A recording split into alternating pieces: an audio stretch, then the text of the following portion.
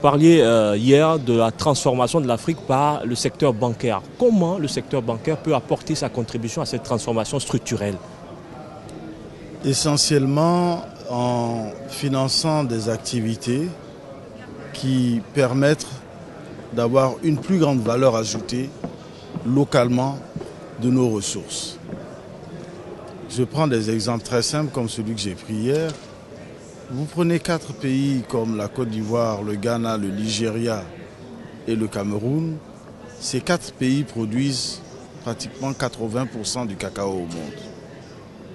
Mais moins de 20% de ce cacao est transformé localement.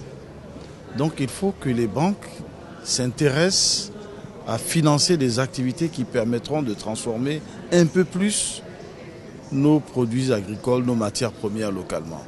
Ce que je dis là pour le cacao est valable pour le bois gabonais, il est valable pour le café, c'est valable pour le pétrole, le cuivre zambien, etc. Si nous ne transformons pas plus nos matières premières localement, le message que nous donnons aux pays vers où nous exportons, c'est ajouter de la valeur et venez nous le revendre. Parce que personne ne consomme autre chose qu'un produit fini. Le but d'un produit, c'est d'être fini pour être vendu à la consommation.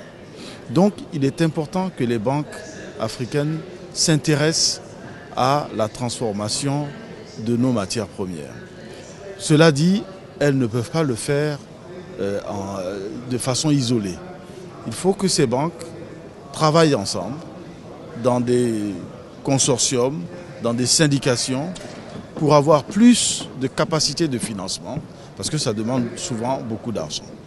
L'un des reproches qu'on a fait aux banques commerciales, surtout en Afrique de l'Ouest, c'est une sorte de surliquidité qu'on n'arrive pas à exploiter. Alors comment les banques commerciales peuvent quitter ce statut-là pour véritablement être des acteurs de développement? C'est un débat, c'est très difficile parce que la liquidité des banques, bien souvent, est une liquidité à court terme. Comment mettre de l'argent à court terme dans des activités qui demandent des financements à long terme? C'est un très grand débat. Vous serez la première personne déçue si vous alliez à votre banque pour demander votre argent et qu'elle vous répondait « Écoutez, j'ai prêté cet argent à une autre personne qui ne me l'a pas encore rendu ».